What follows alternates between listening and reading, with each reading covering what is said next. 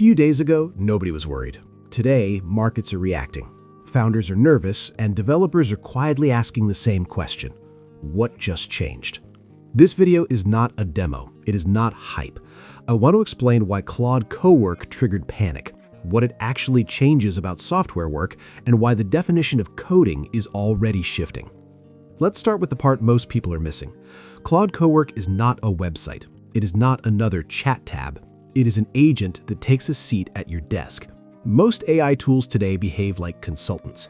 You paste a file, you explain the problem, they suggest ideas. You do the work. Claude Cowork does not stop at advice. It asks for access. Access to your folders, access to your terminal, access to your local files. And once you give it that access, something changes.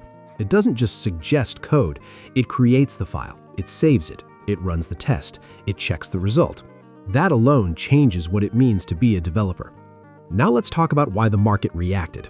When Anthropic released plugins for engineering, legal, finance, and sales, something became obvious very quickly. The bottleneck was never intelligence, it was execution. Most SaaS products exist to do one thing inside a workflow: review contracts, manage pipelines, monitor systems, transform data. Claude Cowork does not replace those tools by being smarter, it replaces them by being operational. You no longer need a dashboard, you need a folder and an agent that knows how to work inside it. That's why people are calling this a SaaS apocalypse, not because companies disappeared overnight, but because the middle layer suddenly looks optional. Now comes the uncomfortable part. For years, junior developers did the execution work, writing boilerplate, organizing files, running tests, fixing obvious errors. Claude Cowork does all of that instantly. It never forgets conventions, it never gets tired, and it works continuously.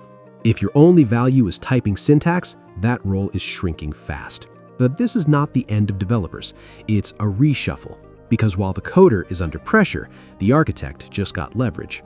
We're moving from reactive AI to agent orchestration. You don't prompt and wait, you assign missions.